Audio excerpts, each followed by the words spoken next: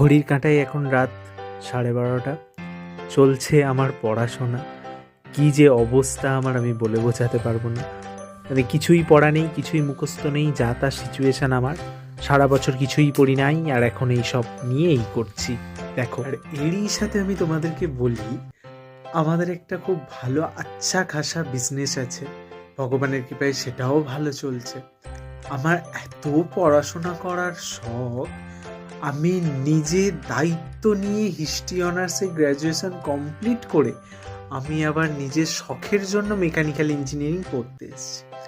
এখন ব্যাপারটা হয়েছে কি, আমি তো চারিদিকে বলে বেরিয়েছি আমি ইঞ্জিনিয়ারিং পড়ছি, ইঞ্জিনিয়ারিংয়ে চান্স পেয়েছি, গভর্নমেন্ট কলেজে চান্স পেয়েছি, পলিটেকনিকে। না পারছি এই জিনিসটা ছেড়ে বেরিয়ে আসতে, না পারছি কিছু করতে। কি যে এখন আমার অবস্থা, মানে আমি বলে বোঝাতে পারবো না কাউকে।